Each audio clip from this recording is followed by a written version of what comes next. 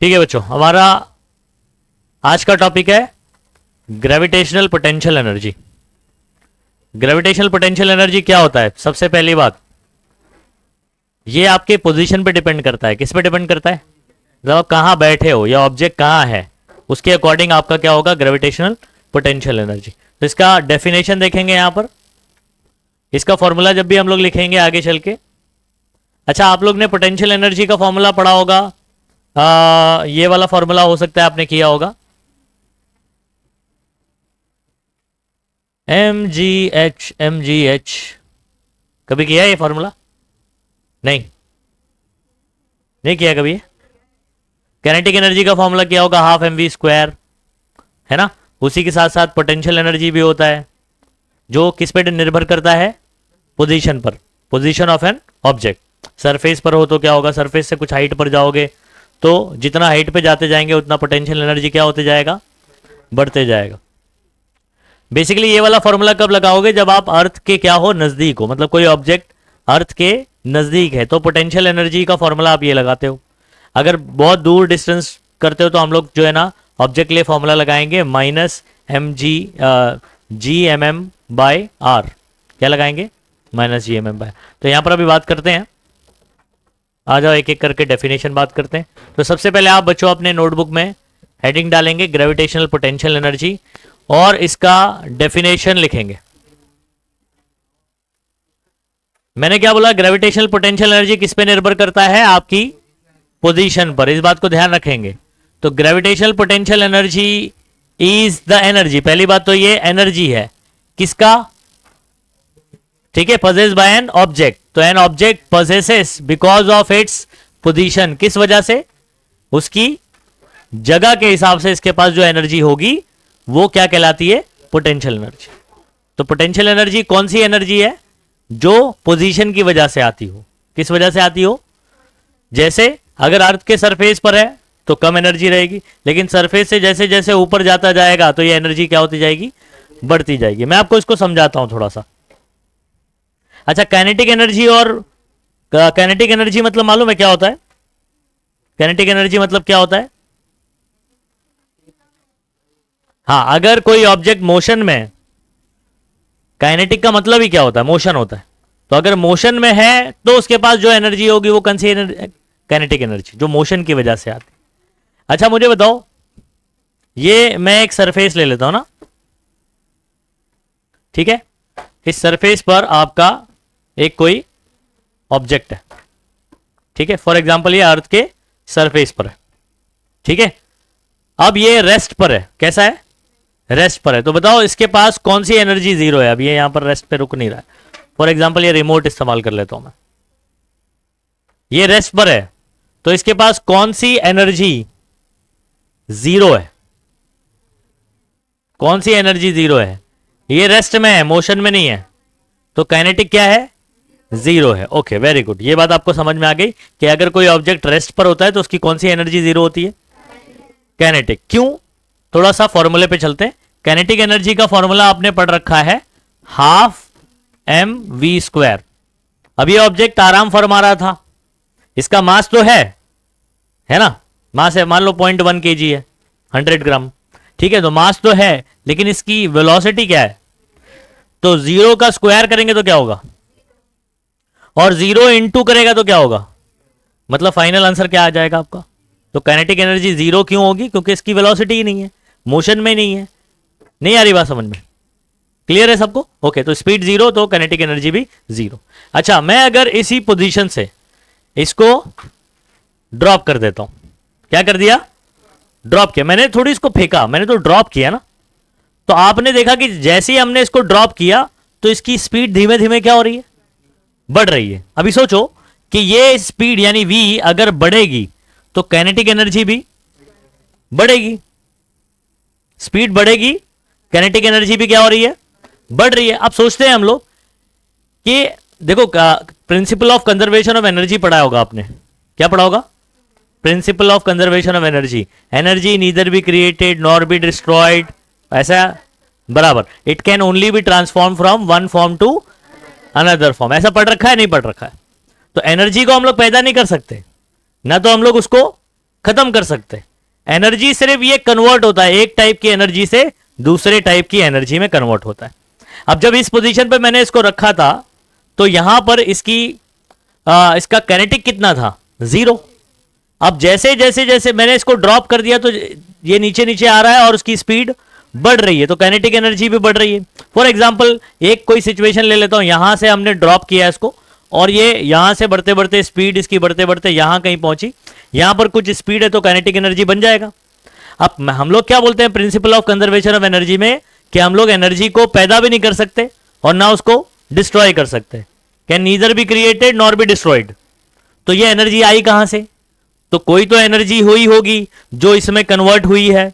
तो ये कौन सी एनर्जी है, इसकी पोजीशन की वजह से कौन सी एनर्जी आती है बताओ, पोटेंशियल एनर्जी। तो मतलब जब ये इतनी हाइट पर था तो इसके पास काइनेटिक 0 थी, लेकिन कौन सी एनर्जी थी, पोटेंशियल। जब आपने ड्रॉप किया तो वो पोटेंशियल ही धीमे धीमे किस में कन्वर्ट हो रही है, काइनेटिक में कन्वर्ट हो रही है। तो काइनेटिक कहां से आई, पोटेंशियल ही कन्वर्ट हो रही है, तो काइनेटिक पैदा नहीं हुई, पोटेंशियल किस में कन्वर्ट हो रही है, काइनेटिक में कन्वर्ट हो रही है। कुछ बात समझ में आई, ठीक है। तो कंजर्वेशन ऑफ एनर्जी में ये बात हमेशा ध्यान रखिएगा कि एनर्जी को हम पैदा नहीं कर सकते और ना ही खत्म कर सकते हैं, डिस्ट्रॉय भी नहीं कर सकते। ये सिर्फ एनर्जी जो है ना एक फॉर्म से दूसरे फॉर्म में क्या होती है, ट्रांसफॉर्म होती है। Understood, okay. अब सुनो, तो जो पोजीशन की वजह से एनर्जी आती है ना उसको हम लोग क्या बोलते हैं, पोटेंशियल एनर्जी बोलते हैं, और जो मोशन की वजह से आती है वो काइनेटिक होती है। इस बात को ध्यान रखना, ठीक है। मोशन की वजह से जो एनर्जी रहेगी वो कौन सी, काइनेटिक, और जो पोजीशन की वजह से पोटेंशियल एनर्जी होगी, ठीक है। और आप जो है ना near the surface of the अर्थ अगर आपका ऑब्जेक्ट कुछ हाइट पर ऊपर गया है तो आप पोटेंशियल एनर्जी का ये वाला फॉर्मूला इस्तेमाल किया करते हैं, ठीक है। अगर हाइट आपकी क्या है, बहुत ही कम है, बहुत ज्यादा हाइट पर नहीं, ठीक है। तो यहां पर अब आगे चल के बात करोगे एक्चुअल में चेंज इन पोटेंशियल एनर्जी, लेकिन आप near the surface of the potential energy का यही लगाते हो फॉर्मूला। लेकिन एग्जाम में अगर आपको पूछेगा तो ये वाला नहीं लगाना है, मैं आपको बताता हूं कि एमसीक्यू में कौन सा वाला पूछा जाएगा। तो सबसे पहले ना एक काम करो, आपने ये हेडिंग डाल दिया, हेडिंग डाला, ये डेफिनेशन मार्क करो, मतलब इसको लिख लो फटाफट से, डेफिनेशन लिखेंगे जल्दी फटाफट से।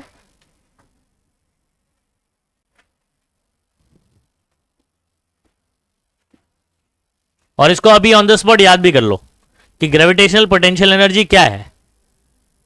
Gravitational potential energy is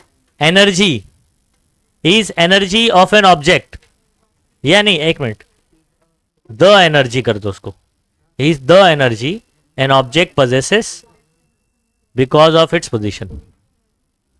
is इधर पे ना द करके ला दो तो थोड़ा सा, gravitational potential is the energy an object possesses, मतलब एक ऑब्जेक्ट के पास वो एनर्जी होती है। तो ग्रेविटेशनल पोटेंशियल एनर्जी एक एनर्जी है जो किसके पास होगी, ऑब्जेक्ट के पास होगी, due to, because of its position.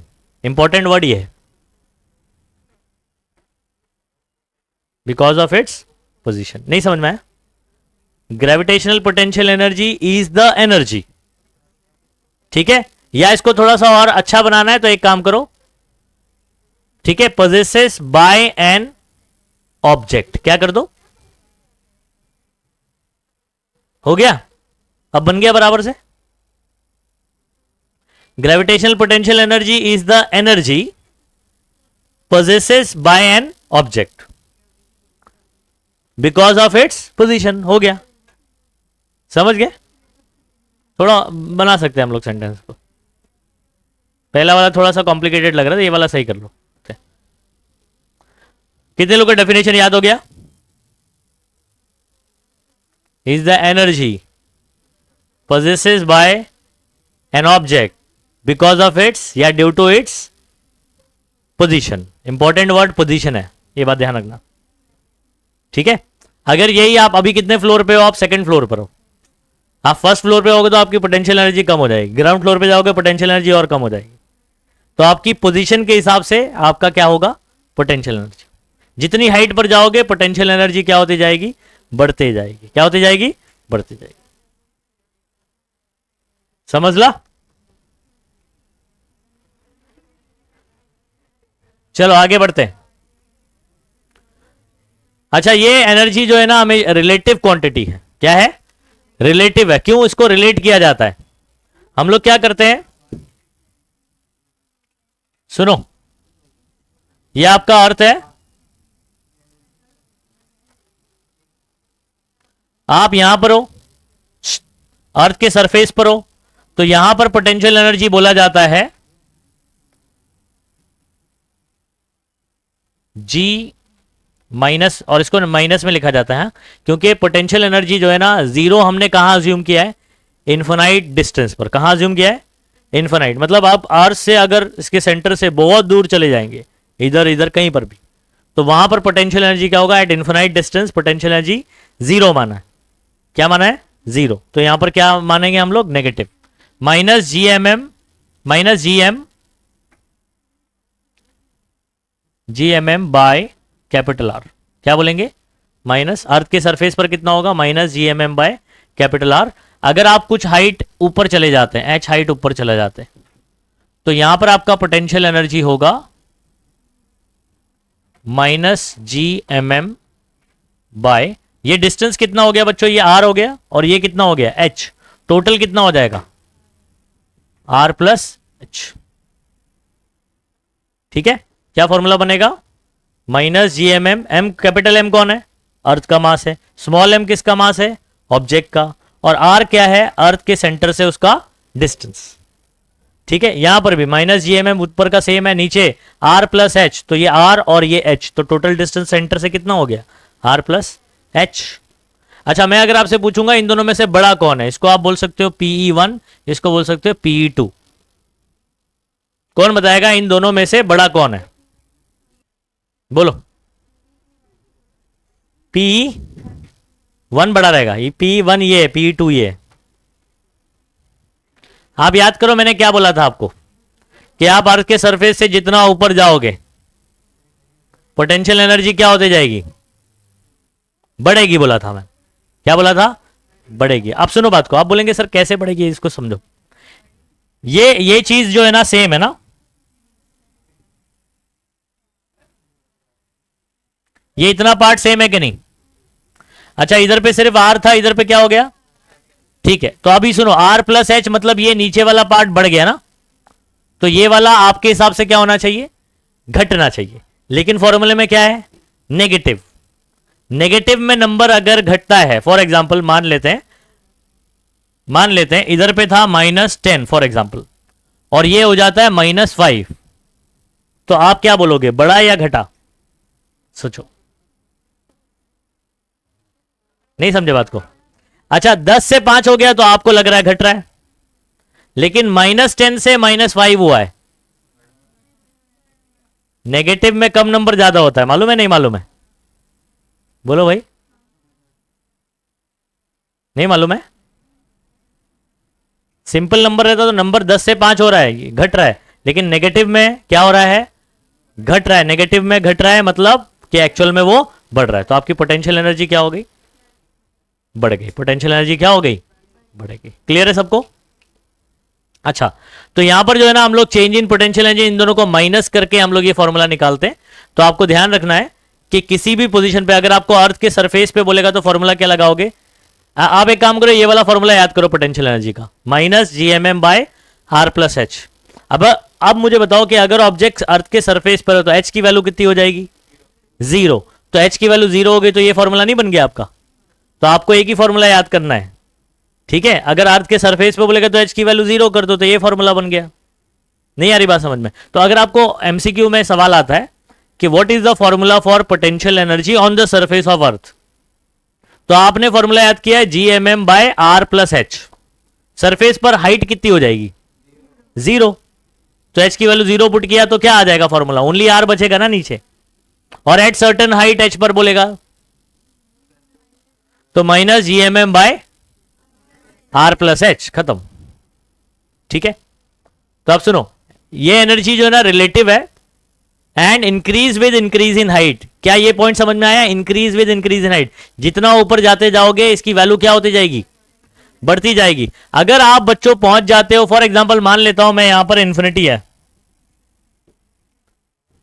यहां पर क्या है? इन्फिनिटी, बहुत दूर वाला डिस्टेंस है ये। फॉर एग्जाम्पल ये क्या है, इन्फिनिटी है। क्या है बोलो, इन्फिनिटी। तो यहां पर इसका फॉर्मूला क्या बनेगा, पोटेंशियल एनर्जी का formula minus GMM by R plus ये हाइट कितनी हो जाएगी अब, इन्फिनाइट। तो टोटल डिस्टेंस पूरा कितना हो जाएगा, तो ये पूरा ही इन्फिनाइट हो जाएगा ना, पूरा ही क्या हो जाएगा। तो सेंटर से आप कितनी दूरी पर हो। अच्छा कौन बताएगा 1/इन्फिनिटी क्या होता है, व्हाट इज 1/इन्फिनिटी। चलो ठीक है, आप ही आंसर करोगे। बताओ 1/10 कितना होता है, 1/10 कितना होता है। जीरो कट करके पॉइंट लगाने नहीं आता है तुम लोग को, वेरी गुड। कितना, 0.1। 1/100 कितना होगा, ओके 1/1000 कितना होगा, कुछ सॉरी 1/ का लिख रहा हूं मैं, कितना बोलो, इतनी बात समझ में आ गई। 1/10,000 0.0001 समझ रहा है, 1/1 लाख ऐसे 0 पॉइंट। अभी 1/इन्फिनाइट है, बहुत बड़ा नंबर है, तो 0.0 फिर जाके कहीं पर 1, तो 0.000 तो जीरो ही हो गया ना। 1/इन्फिनिटी इज 0, याद रहेगा। क्या लॉजिक से बताया मैंने, 1/10 क्या होता है 0.1, 1/100, 1/1000।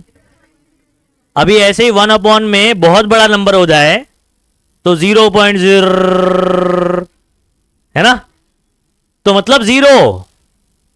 तो 1/इन्फिनिटी होता है 0, 0 इंटू GMM, फाइनल आंसर भी क्या हो जाएगा 0 हो जाएगा। तो पोटेंशियल एनर्जी इन्फिनिटी पर कितना होता है, 0 होता है। समझ पा रहे हो कि नहीं, ये सब MCQ में सवाल आ सकता है आपको कि potential energy at infinite distance from the centre of the earth is 0 at any certain height h minus gmm by r plus h on the surface of the earth, only capital R रहेगा। I hope समझ में आ गया, समझ में आ रहा है, okay.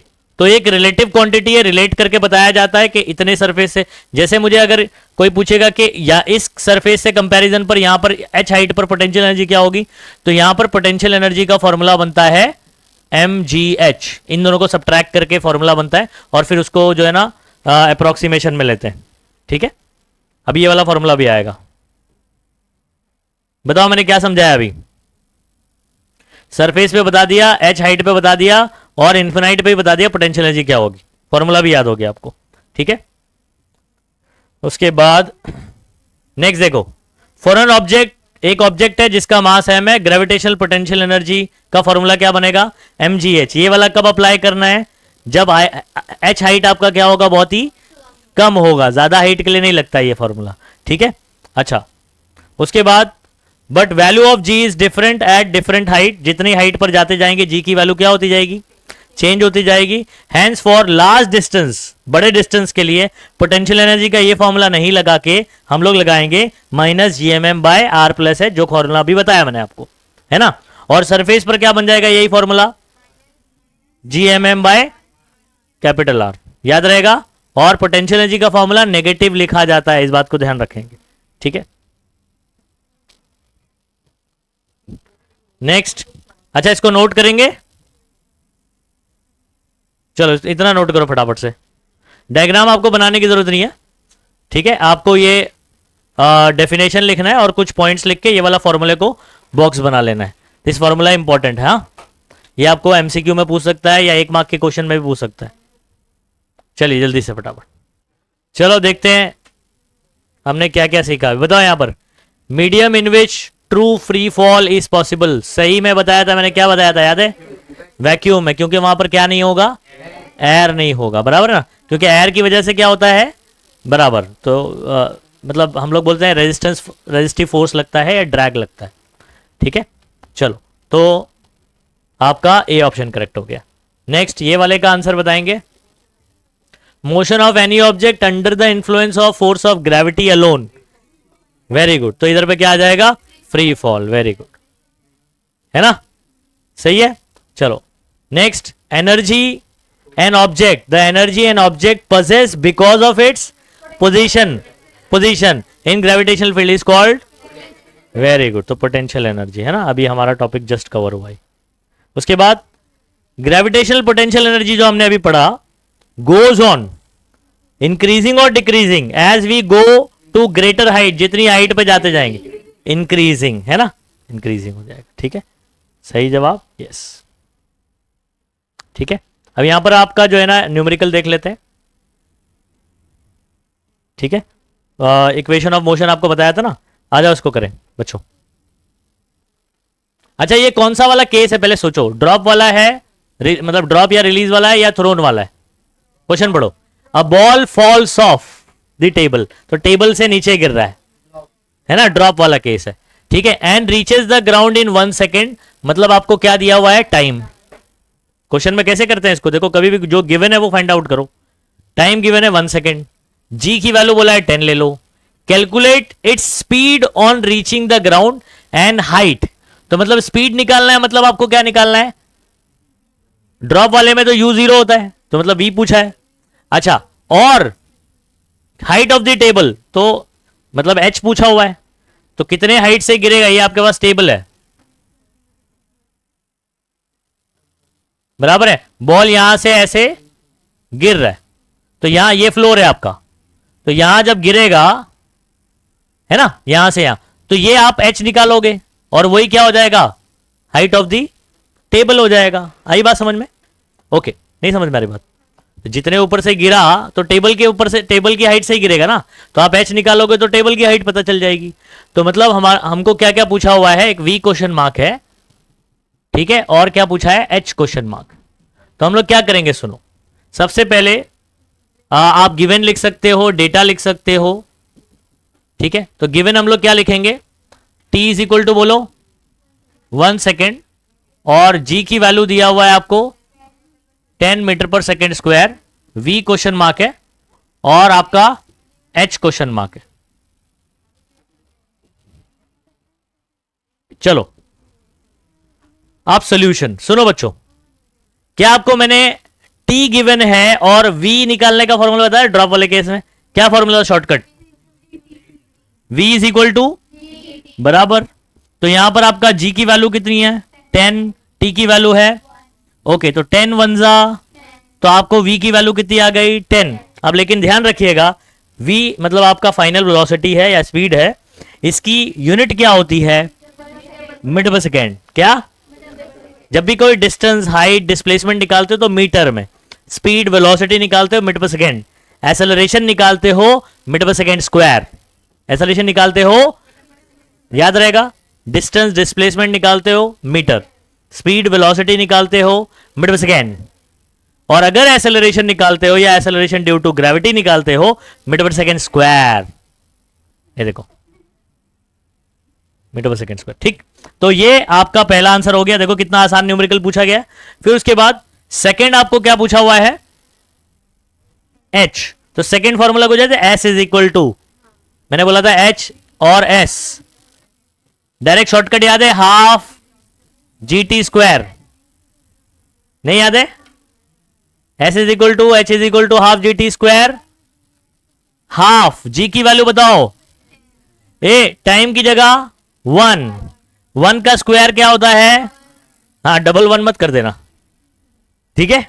अच्छा इसको काट देते हैं, 2 1 2 5 ये हो गया 5, 1 का स्क्वायर 1 ही होता है, तो 5 1 5, तो फाइनल आंसर आपका आ गया बच्चों 5, और ये आपने h निकाला है, तो ये काय में निकालोगे, मीटर में, अंडरस्टूड, 5 मीटर हो गया, इजीली सॉल्व, ठीक है। तो आपका ये टेक्स्ट बुक का क्वेश्चन नंबर 5 का ई है, हाँ, क्वेश्चन नंबर 5 का ई, 10 मीटर पर सेकेंड 5 मीटर बराबर, ठीक है। चलो कर लो फटाफट से इसको, और बोर्ड एग्जाम में आपको ये टाइप के न्यूमेरिकल पूछे जाते हैं, इक्वेशन ऑफ मोशन से ही आता है सवाल, ठीक है, जो मैंने कंडीशन बताया ड्रॉप और थ्रोन वाला, उसी में से आएगा, 2 मार्क के लिए न्यूमेरिकल आता है, एक ही चीज कैलकुलेट करनी होती। कितनी चीज कैलकुलेट करनी होगी? ओनली 1, जो बोर्ड में पूछा जाएगा आपको। ये दोनों भी नहीं पूछा जाएगा, कोई एक चीज पूछेगा। 2 मार्क के लिए बहुत आसान क्वेश्चन होता है।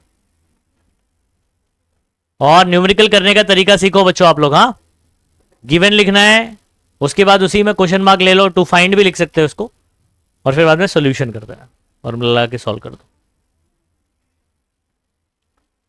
अच्छा, यूनिट नहीं लिखोगे कितने मार्क्स जाएंगे? हाफ मार्क्स जाएगा, याद रखना इस बात को। कैलकुलेशन पे मिल जाएगा, नंबर पे भी आपको मिल जाएगा मार्क्स, यूनिट पे आधा मार्क्स कट जाएगा।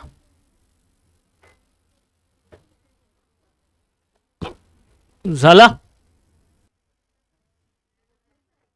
ठीक है, देखो इसका प्रीवियसली आज क्वेश्चन देखोगे, देखते हैं ये वाला कर पाते हैं कि नहीं। अभी हम लोग जरा डेटा एनालाइज करो बच्चों। एक आयरन बॉल है, लोहे का बॉल है, इससे तो खेलेंगे नहीं हम, लेकिन लोहे का बॉल होता है वो थ्रो करने के लिए, मालूम है? ओके, 3 किलो का है, रिलीज्ड वाला केस है, रिलीज वाला केस है। कितनी हाइट दिया हुआ है? तो ये एच हो गया आपका। Falls freely to the ground, freely move कर रहा है। अज्यूमिंग दैट ये क्या हो गया आपका? जी की वैल्यू हो गई। Calculate time taken by the ball to reach the ground, मतलब आपको क्या निकालना है? टाइम निकालना है। ठीक है, नीचे ग्राउंड पे पहुंचेगा, टाइम कितना लगाएगा। और velocity of the ball on reaching the ground, तो वी, वेरी गुड। तो क्या पूछा हुआ है? वी पूछा हुआ। चलो डेटा एनालाइज कर लेते हैं, फटाफट से डेटा लिख लो। क्या होगा बच्चों? डेटा या गिवन लिख रहे हैं ना हम लोग, गिवन लिख रहे हैं तो गिवन लिखो। चलो गिवन क्या लिखेंगे बताओ? एच, ओके, मास लिख देंगे 3 kg, कोई काम का नहीं है, लेकिन मास हमारे फॉर्मूले में आता है क्या? मास नहीं ना। और जी की वैल्यू 10 मीटर पर सेकेंड स्क्वायर। टाइम निकालना है, पहला क्वेश्चन आपका टाइम है, सेकंड क्वेश्चन आपका क्या है? वी। चलो सॉल्यूशन। अच्छा, टाइम कैसे निकालेंगे? देखो मुझे हाइट गिवन है, हाइट गिवन है और टाइम पूछ रहा है, तो हाइट और टाइम वाला कोई फॉर्मूला पता है आपको? वी नहीं चाहिए अपने को, वी नहीं मालूम है, वी तो question mark. Very good, okay.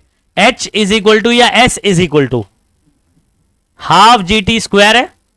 इस फॉर्मूले में नहीं मत पता है, s is equal to half g t square, second वाला। एच गिवन है, टी पूछ रहा है, मतलब उल्टा पूछा हुआ है। टी देकर एच बोलेगा तब हम लोग ये फॉर्मूला लगाते हैं, लेकिन एच देकर टी पूछ रहा है। तो एक काम करते हैं, एक फॉर्मूला बना लेते हैं यहां पर।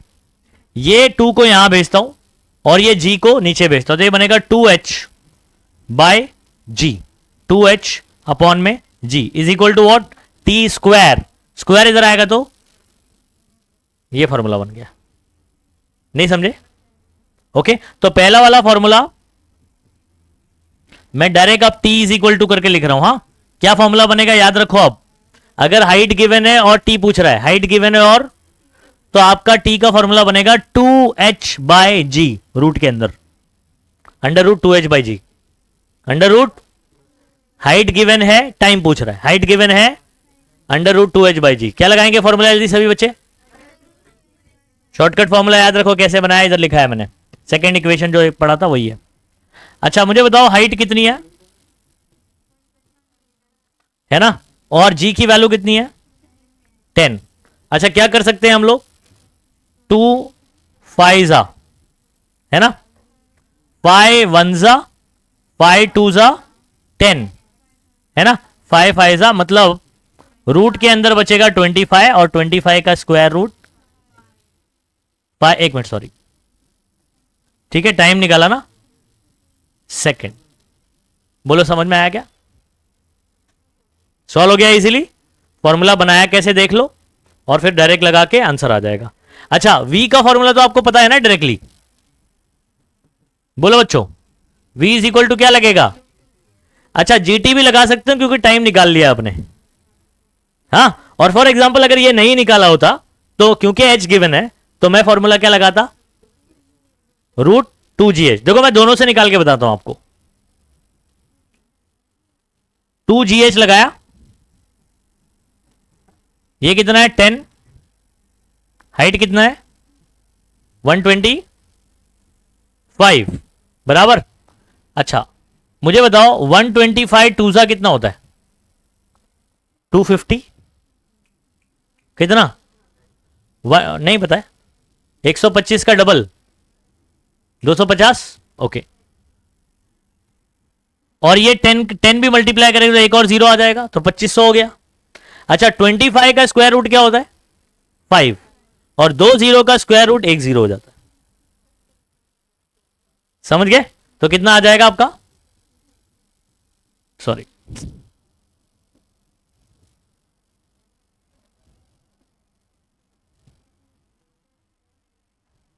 तो आपका आंसर आ गया 25 का बार 5 2 जीरो का 1 जीरो हो गया सॉल्व है ना।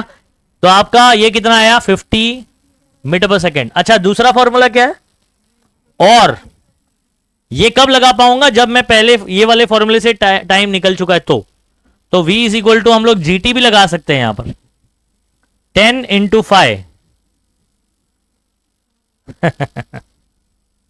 है ना। तो ये डिपेंड करता है आप कौन सा देखो ये वाला पता था तो मैं ये लगा पाया। फॉर एग्जांपल अगर ये क्वेश्चन में पूछता ही नहीं मुझे तो मुझे टाइम पता नहीं होता मुझे डायरेक्ट लगाना होता तो फिर मैं इससे सॉल्व करता। टाइम पता हो गया तो आप जीटी भी लगा देखो आंसर सेम आया 50 मीटर पर सेकेंड। आई होप समझ में आ रहा है क्या करना है ठीक है। तो आप दोनों ही लगा सकते हो वो भी लगाओगे तब भी चलेगा ये वाला लगाओगे तब भी चल जाएगा। क्वेश्चन में टी हमने फाइंड आउट किया हुआ। चलो छापो जल्दी फटाफट से चलो आगे नेक्स्ट करूं।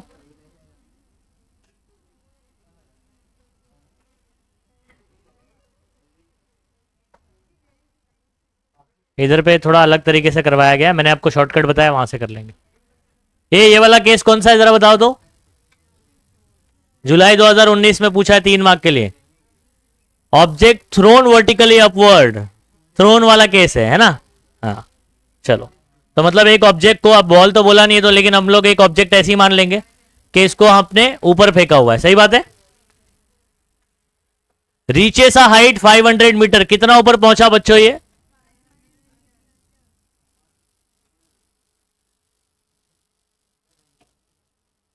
500 मीटर ऊपर पहुंचा। What is the initial velocity मतलब आपका अच्छा क्या जीरो होगा इसका पता है ना थ्रोन वाले केस में फाइनल वेलोसिटी जीरो होता है तो इनिशियल वेलोसिटी कितना होगा फॉर्मूला बताया है। थ्रोन वाले केस में यू के दो फॉर्मूले बनेंगे एक जीटी और एक अंडर रूट 2gh है ना पहला और लास्ट वाला। अब मुझे हाइट गिवन है तो कौन सा वाला फॉर्मूला इस्तेमाल करूं बराबर तो अंडर रूट 2gh इस्तेमाल करेंगे। How long will the object take to come back to the earth how long will it take का क्या मतलब है हा टाइम पूछ रहा है क्या पूछ रहा है। जैसे फॉर एग्जांपल आप कॉफी की दुकान में गए ठीक है आपने कॉफी ऑर्डर किया ठीक है 5 मिनट हो गया अभी तक कॉफी बना के दिया नहीं ठीक है तो आप उसको क्या पूछोगे how long will it take ऐसे पूछोगे ना ये कितना टाइम लगेगा रे। तो इसको इंग्लिश में जब पूछोगे तो क्या पूछोगे how long will it take या इट विल टेक समझ में आ रहा है। तो इसका मतलब आप टाइम पूछ रहे हो कि कितना टाइम लगेगा। तो ध्यान रखो ऐसे सीधा सीधा पूछ नहीं रहा है कि find the time how long will it take बोलेगा तो टाइम निकालने का। अच्छा कौन सा टाइम जाके आने का टाइम जाके तो आप जो टी निकालते हो ना वो सिर्फ जाने का या आने का होता है।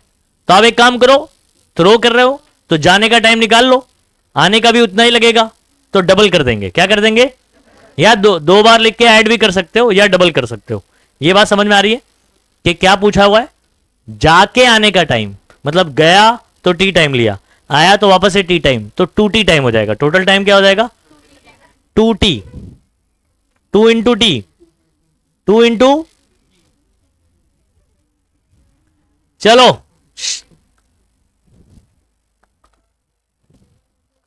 गिवन लिखते हैं बच्चों h कितना लिख दें 500 metre. What is the initial velocity u question mark how long will it take मतलब अच्छा to come back to the earth ना मतलब टोटल टाइम क्या बोलेंगे ये क्वेश्चन मार्क है, समझ पा रहे हो?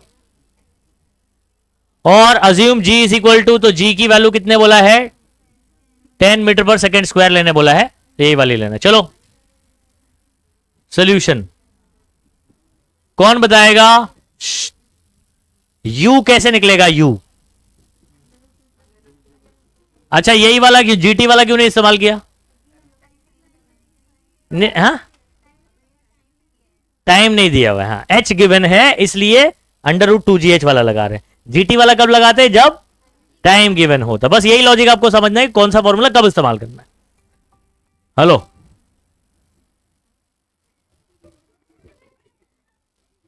चलो, तो 2g की वैल्यू 10, h हो गया 500। बहुत आसान है, 2 5 कितना होता है? 10, तो 2 और 5 मल्टीप्लाई करके, और एक्स्ट्रा कितने जीरो? 1 2 3, है ना? अच्छा 1 का स्क्वायर रूट कितना होता है? 1। 4 जीरो का कितना हो जाएगा? 2 जीरो। वेरी गुड, खत्म हो गया आंसर। बोलो क्लियर है? 2 जीरो था इससे पहले वाले मालूम, बाहर निकल तो 1 जीरो हो गया, तो 4 रहेगा तो 2। अब बोले सर 3 रहेगा तो 1.5 जीरो थोड़ी लिखोगे, तो वैसा कैसे, वैसे सॉल्व नहीं होगा वो। अंडरस्टूड? कैसा वाला सॉल्व होगा? सिर्फ इवन नंबर वाला। 2 जीरो वाला रहेगा तो 1, 4 रहेगा तो 2, 6 रहेगा तो 3, 8 रहेगा तो 4। ठीक है, तो उसको डिफरेंट तरीके से फिर किया जाता है। अब धीरे धीरे आप सीखोगे एक चीजें, तो इसमें यही सब टेक्निक आपको आना चाहिए। बाकी कैलकुलेशन बहुत आसान है। यूनिट क्या लिखूंगा पता है ना? मीटर पर सेकेंड। हो गया, ये सॉल्व हुआ कि नहीं? अच्छा दूसरा मुझे बताओ, टोटल टाइम। बच्चों टोटल टाइम का क्या होगा? जाके आने का 2t होगा कि नहीं?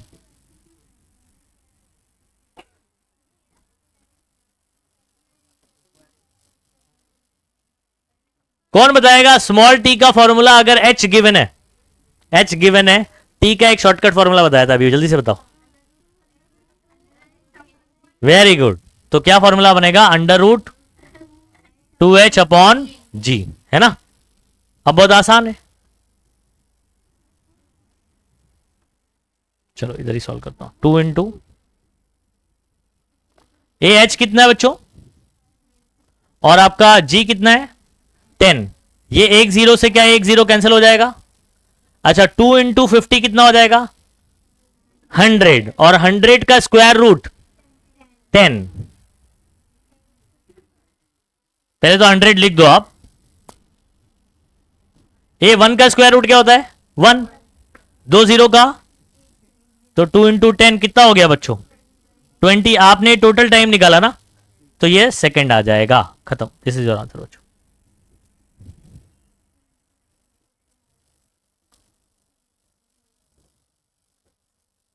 आई होप समझ में आ गया ये। ठीक है, तो आपका ये वाला क्वेश्चन भी आपको दिखाई दे रहा होगा, टेक्स्ट बुक का ही है ना? क्वेश्चन नंबर 5 का डी। ऐसे लिख लेना आप, तो जब वैसे पीछे के मैं अलग से करवाऊंगा तभी मैं बता दूंगा कि ये वाला तो हम लोग कर चुके, तो उसको वापस दोबारा नहीं करेंगे। हाँ, टेक्स्ट बुक के पूरे जो सॉल्व है और अनसॉल्व वापस से दोबारा अभी चैप्टर ये पूरा खत्म करने के बाद करवाऊंगा मैं। फिर ये यहां करवा चुका हूं तो वहां नहीं करवाऊंगा, ठीक है? वहां स्किप कर देंगे। ओके, तो हमारा अगला टॉपिक है एस्केप वेलोसिटी। अच्छा, एस्केप करना मतलब क्या? भागना, सबको मालूम है ना? फरार हो जाना, जेल से छूट के भाग जाना, है ना? हाँ, अब सुनो, आपको मालूम है कि अर्थ आपको एक फोर्स से अट्रैक्ट कर रहा है अपनी तरफ से, नहीं? ठीक है, अब मुझे एक चीज बताओ, अगर कोई भी ऑब्जेक्ट को आप फेंकते हो कुछ भी वेलोसिटी से, है ना, तो ये कुछ वेलोसिटी धीरे धीरे इसकी वेलोसिटी क्या हो जाती है? कम होते होते एक पॉइंट पर जीरो हो जाती है और वापस आ जाता है। मतलब ये एस्केप नहीं कर पाता है। ठीक है, अच्छा कोई मिल गया कितने लोग ने देखा है? तुम लोग की तो मूवी है कोई मिल गया, जादू नहीं? अरे कोई मिल गया, कोई मिल गया देखे ना मूवी, उसी में तो जादू रहता है। अच्छा, उसमें वो एक सीन आपको याद है, फुटबॉल को एक लात मारता है ऐसे, और वो बॉल जाते ही रहता है, रिटर्न आता ही नहीं है। आप सुनो, ऐसा कैसे पॉसिबल है? अब वो तो मूवी थी खैर, लेकिन ऐसा पॉसिबल है, ऐसा पॉसिबल है, लेकिन उसको कितनी स्पीड देना पड़ेगा पता है? कोई भी ऑब्जेक्ट हो, समझ में आ रहा है?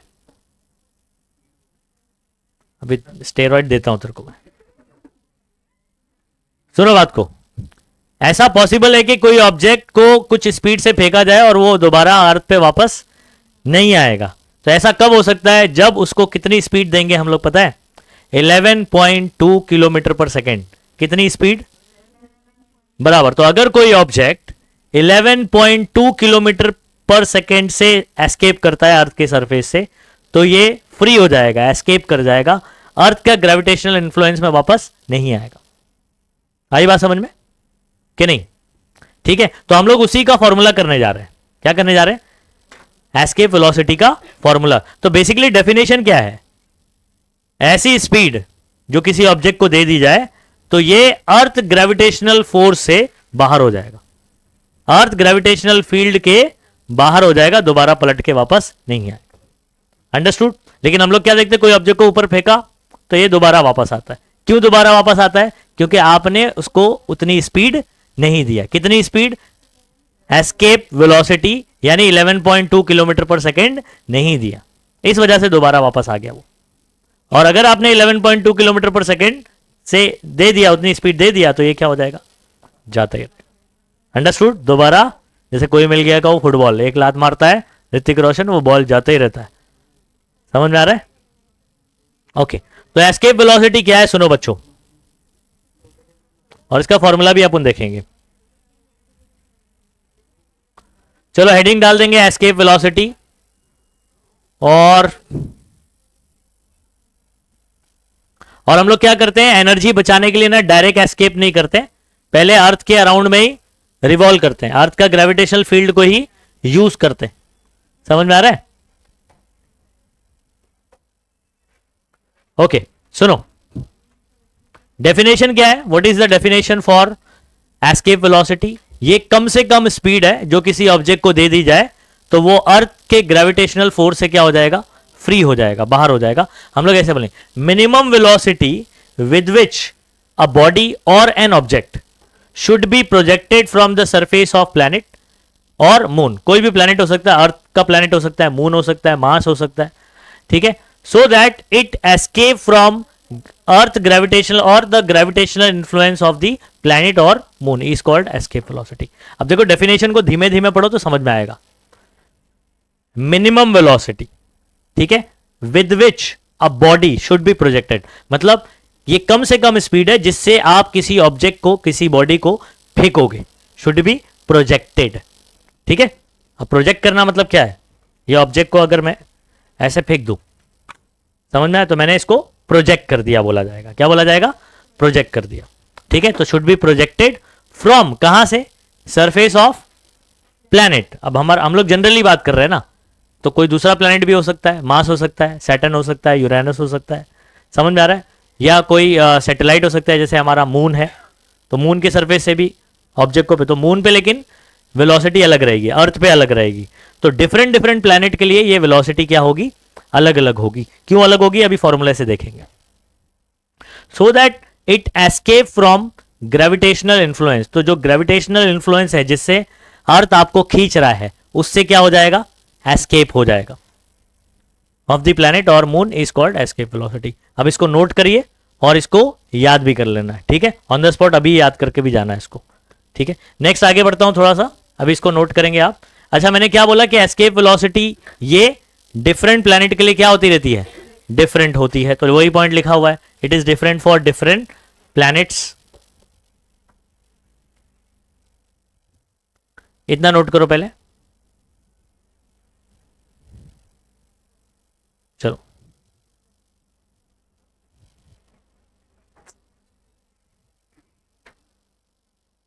इतना नोट करो, चलो फटाफट।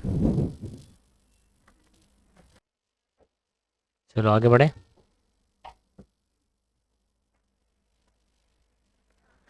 नेक्स्ट हेडिंग डालेंगे expression for expression for escape velocity में क्या करेंगे, फॉर्मूला डिराइव करेंगे हम लोग, फॉर्मूला निकालने वाले। ठीक है, तो सबसे पहले कंसीडर करते हैं एक ऑब्जेक्ट है जिसका मास क्या है m, with initial velocity equal to escape velocity. उसको कितनी स्पीड से फेंकेंगे, एस्केप वेलोसिटी के बराबर से फेंकेंगे। ठीक है, अर्थ के सरफेस से प्रोजेक्ट करेंगे on the surface of the earth. Kinetic energy का फॉर्मूला क्या होता है बताओ, हाफ mv स्क्वायर। तो काइनेटिक एनर्जी उस ऑब्जेक्ट की कितनी हो जाएगी, हाफ m v की जगह पर क्या आ जाएगा, v एस्केप, है ना, तो v के बेस पर लिखना पड़ेगा ऐसा, एस्केप करके उसका स्क्वायर, ये हो गया काइनेटिक एनर्जी। अच्छा, पोटेंशियल एनर्जी का formula surface of the earth पर क्या होगा ऑब्जेक्ट का, minus G M M by capital R. अभी आपको मालूम है कैसे आ रहा है, पोटेंशियल एनर्जी का फॉर्मूला नहीं पढ़ा हमने, minus G M M by R plus H. Surface पर क्या बोला था, G M M by R, है ना, minus G M M by R, ये हो गया। अच्छा, टोटल एनर्जी क्या होता है मालूम है ऑब्जेक्ट का, काइनेटिक प्लस पोटेंशियल होता है।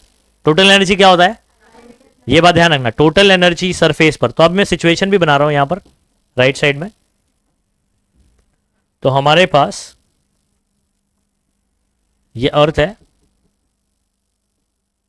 और यहां पर एक ऑब्जेक्ट है जिसका मास स्मॉल m। ठीक है, तो एट दिस पॉइंट इसका टोटल एनर्जी E1 है। टोटल एनर्जी क्या है, E1, which is equal to kinetic energy, इसको आप 1 या पोटेंशियल एनर्जी 1 भी बोल सकते हो। ठीक है, अब इसको आप क्या करते हो, कितनी स्पीड से फेंक रहे हो, एस्केप वेलोसिटी से। कितने से फेंक रहे हो, एस्केप से। तो ये कहां पहुंच जाता है पता है,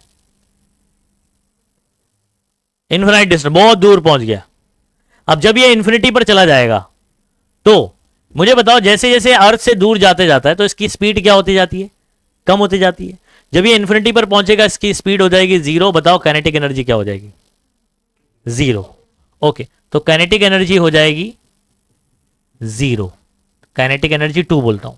तो ये मेरा पोजीशन नंबर 1 है और ये पोजीशन नंबर 2, इन्फिनाइट वाला। अच्छा, पोटेंशियल एनर्जी इन्फिनिटी पर क्या होती है, 0, सही बात है। अच्छा, टोटल एनर्जी E2 क्या होगी, काइनेटिक प्लस पोटेंशियल ना, है ना, कितनी होगी, तो टोटल एनर्जी क्या हो जाएगी, 0 हो जाएगी। ठीक है, यहां पर टोटल एनर्जी कितनी है, ke1 plus pe1। Kinetic energy 1 कितना है,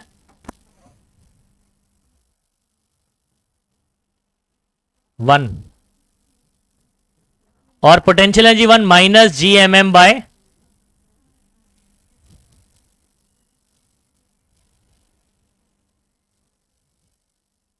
ऐसे हो जाएगा g M M by capital R.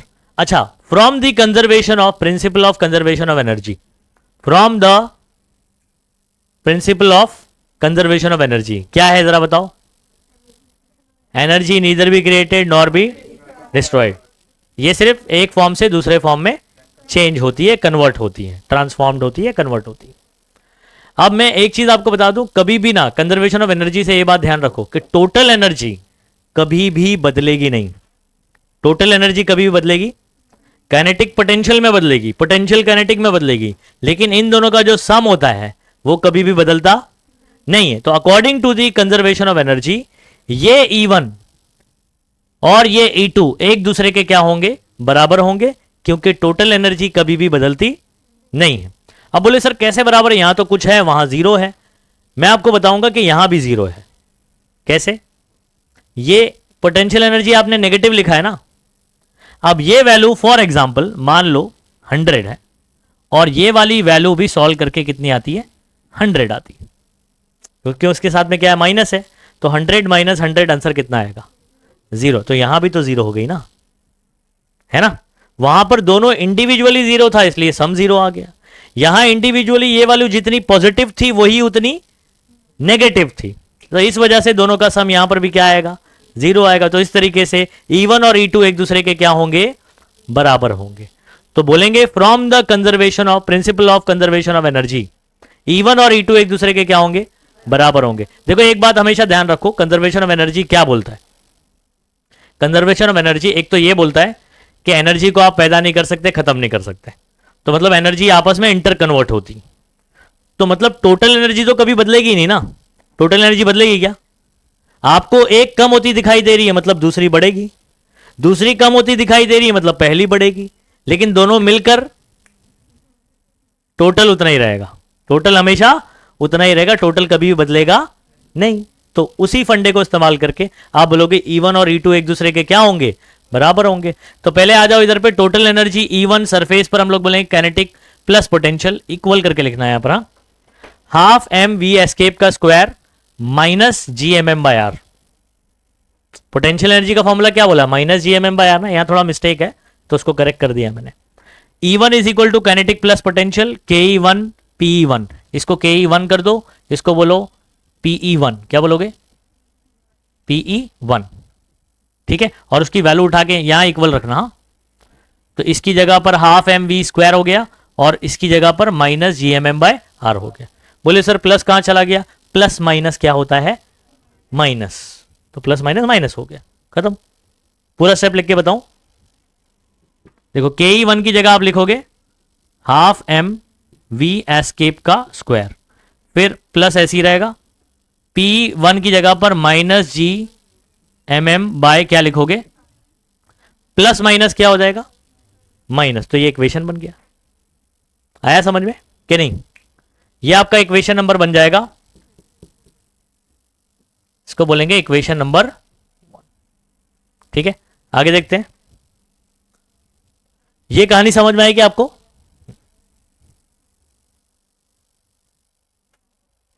अच्छा, object escape from gravitational force and comes to rest at infinite distance, मतलब ये इन्फिनाइट डिस्टेंस पे जाके क्या आ जाता है?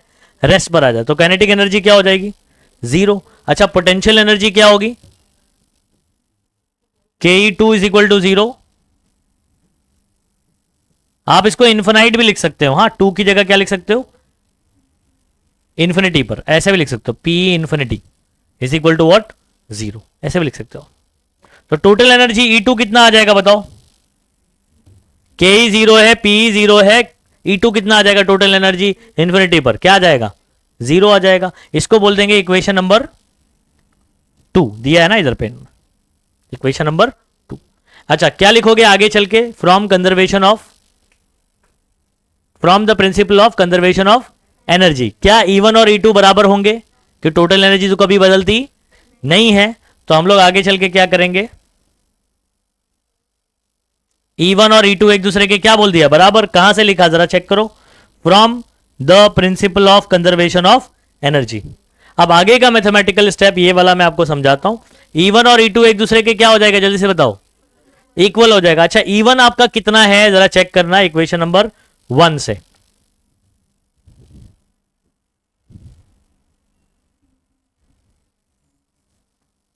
ठीक है, इक्वेशन नंबर 1 आपको बता रहा हूं।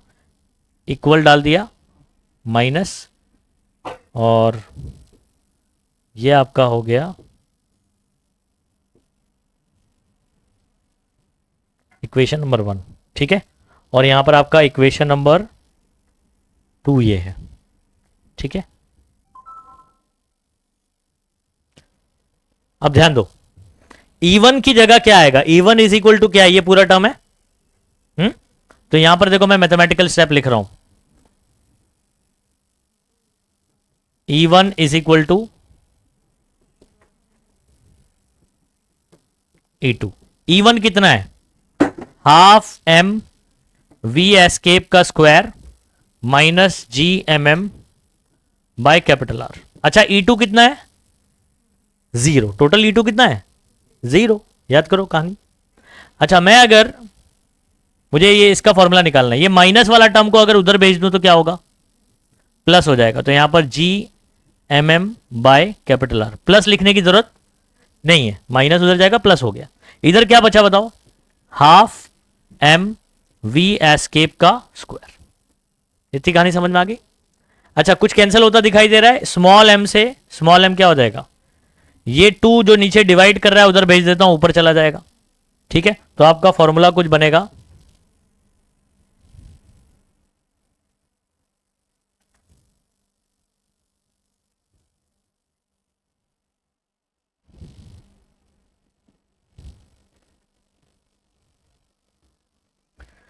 We escape is equal to, two ऊपर आ जाएगा ना, नीचे है तो कैपिटल जी कैपिटल एम, इधर स्क्वायर है उधर जाएगा तो क्या हो जाएगा, हो गया। इतना समझ में आ गया। आपको ये वाला फॉर्मूला याद करना है। अब इसका मॉडिफिकेशन नेक्स्ट पेज पर है तो वहां पर आपको बताता हूं। तो पहले तो ये फॉर्मूला आपको डिराइव करना है, इसका एक और मॉडिफिकेशन हम लोग यूज करेंगे, ठीक है। देखो आपको क्या क्या करना है। अब हेडिंग डाल दो expression for escape velocity, point number 1, ठीक है। उसके बाद पॉइंट नंबर 2, पॉइंट नंबर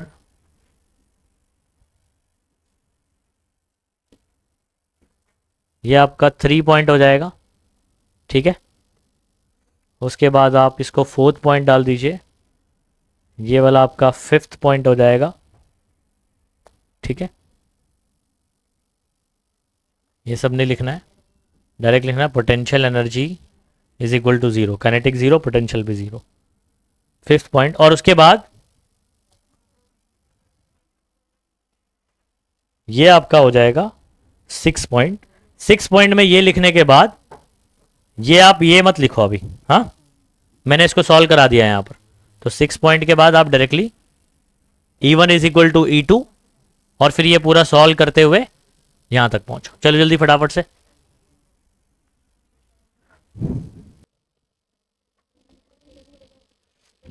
कैसे करना है समझ में आ रहा है। पहले आप E1 निकालोगे और E2 तो आपका पूरा 0 होने वाला ही है। From principle of conservation of energy E1 is equal to E2 और फिर इक्वेशन को सॉल्व कर देना है, वी एस्केप का फॉर्मूला बन जाएगा। चलो वी एस्केप फॉर्मूला किसको याद हो गया, √2gm बाय कैपिटल आर, सब कैपिटल है। हाँ अच्छा, इसमें फॉर्मूले के अंदर क्या बॉडी का मास आ रहा है, जो बॉडी ऊपर फेंक रहे हो आप उसका मास स्मॉल एम है ना, बोलो। तो फॉर एग्जाम्पल अगर मैं तुम में से किसी को भी फेंक दूं एस्केप वेलोसिटीज, है ना, चाहे रुचि हो चाहे प्राची हो, है ना, किसको भी जिसका मास कम हो या ज्यादा हो उससे कोई फर्क पड़ेगा नहीं ना। किसी भी ऑब्जेक्ट को चाहे मोटू चाहे पतलू किसी को भी फेंक दो, उसको कितना एस्केप स्पीड चाहिए होगा बताओ, √2gm/r। अर्थ के सरफेस से फेंकोगे तो नंबर याद रखना 11.2 किलोमीटर पर सेकेंड। मैं इसको अभी नंबर निकाल के भी बताऊंगा आपको। 11.2 एमसीक्यू में पूछा जाता है ये। हाँ चलो ये फर्दर मॉडिफिकेशन चेक कर लो बच्चों। इसके बाद ना एक और मॉडिफिकेशन क्या है, ये फॉर्मूला देख रहे हो ना, V escape is equal to √2gm/r, ठीक है। ये वाला फॉर्मूला जो हम लोग ने प्रूफ किया। इसके बाद का मैथमेटिकल स्टेप बता रहा हूं। कौन बताएगा स्मॉल जी का फॉर्मूला, किसी को पता है small g, capital G capital M upon square, वो कौन बोलेगा, gm/r स्क्वायर। हाँ अच्छा, ये इधर आएगा तो क्या होगा,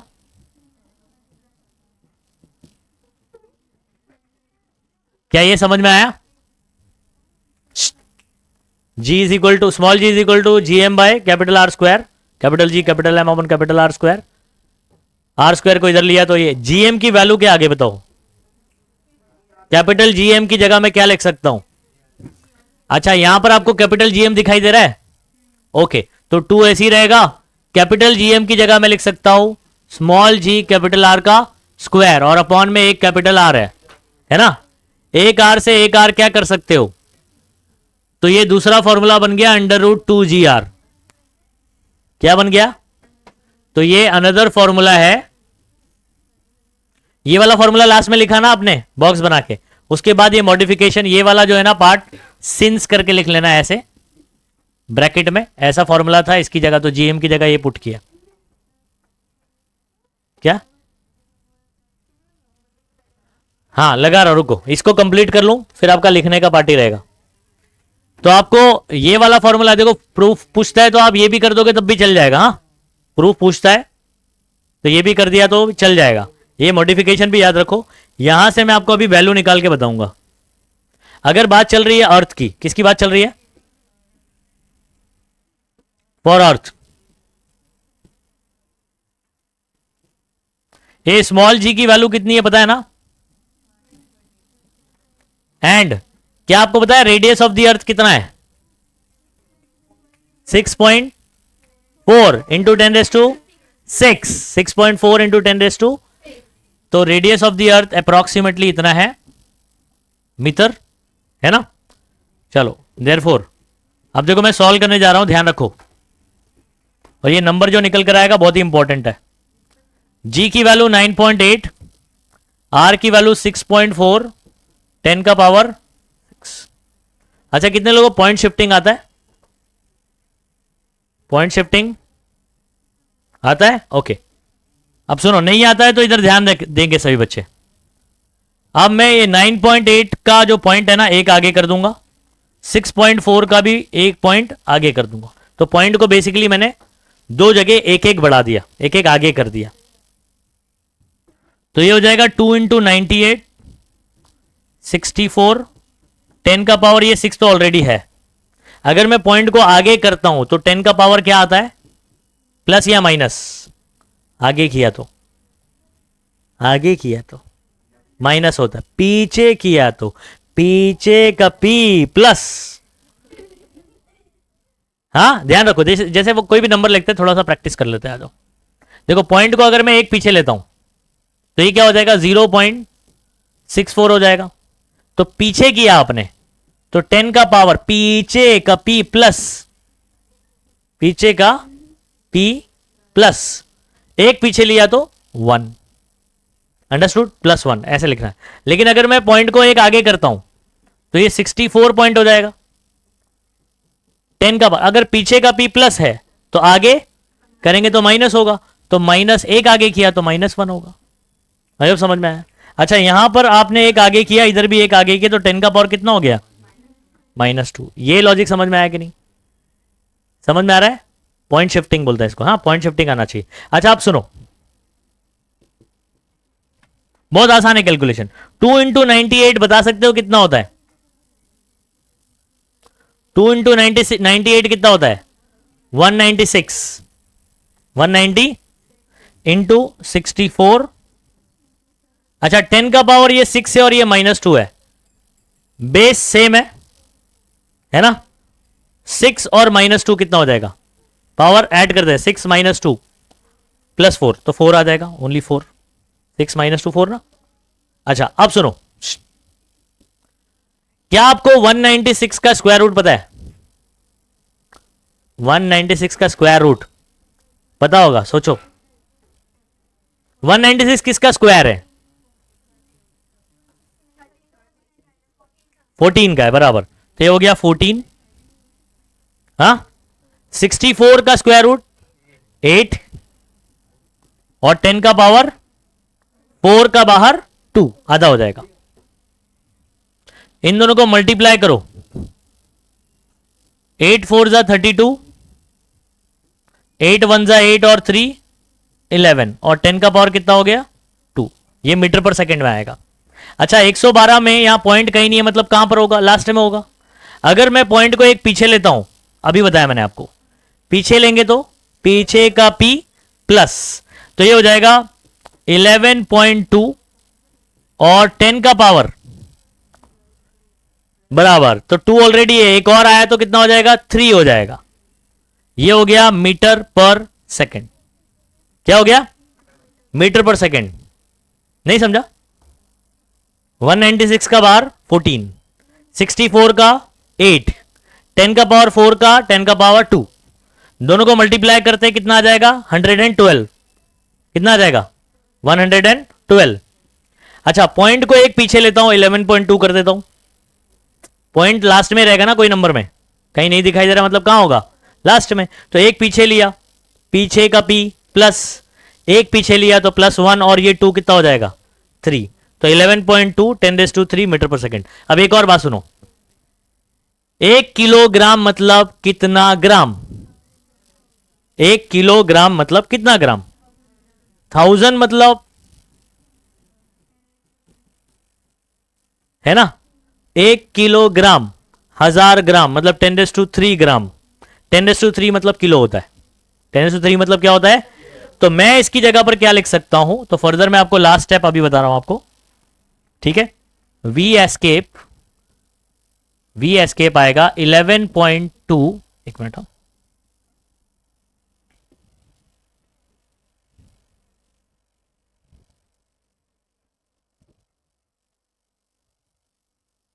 वी एस्केप आपका फाइनल आंसर आ जाएगा 11.2। ये 10⁻³ मतलब क्या बताया मैंने? किलो, स्मॉल के लिखते हैं, मीटर पर सेकंड, तो किलोमीटर पर सेकंड। ये आपको याद रखना है अर्थ सरफेस से। कौन से सरफेस से? तो अगर आप अर्थ के सरफेस से कोई भी ऑब्जेक्ट, मोटू पतलू छोटू लंबू, समझ में आ रहा है, कोई भी जिसका मास कम हो या ज्यादा हो उससे फर्क नहीं पड़ता है, क्योंकि फॉर्मूले में स्मॉल एम है क्या? स्मॉल एम है नहीं। हां, लेकिन आप दूसरे प्लेनेट पे चले जाओगे, जैसे मान लो आप कोई मास पे चले गए, तो वहां से कोई ऑब्जेक्ट को एस्केप करना है तो उधर पे वेलोसिटी अलग होगी। समझ में आ रहा है? हम लोग देखो एक पॉइंट लिखा है, escape velocities are different for different planets. ठीक है, मून से एस्केप करना चाह रहे हैं तो वहां पर भी वेलोसिटी अलग होगी। अब मून वाली कितनी आती है तो मून पे कैलकुलेट करेंगे तो 2.37 किलोमीटर पर सेकेंड आता है। कितना आता है? 2.3। लास्ट में देखो एक न्यूमेरिकल आपको दिया गया, उसको कैलकुलेट किया है, दिख रहा है? एकदम लास्ट, चैप्टर खत्म हो रहा है, लास्ट न्यूमेरिकल है, एग्जाम्पल 1, दिख रहा है? सॉल्व करके आंसर क्या निकल कर आया बताओ? हाँ, ये मून से अगर करेगा तो, अगर कोई ऑब्जेक्ट कहां से एस्केप करेगा तो मून से करेगा तो ये, और अगर अर्थ से करेगा तो 11.2 किलोमीटर पर सेकेंड। अब ये पूरा सॉल्व करके ले लो फटाफट से, चलो चैप्टर फिनिश।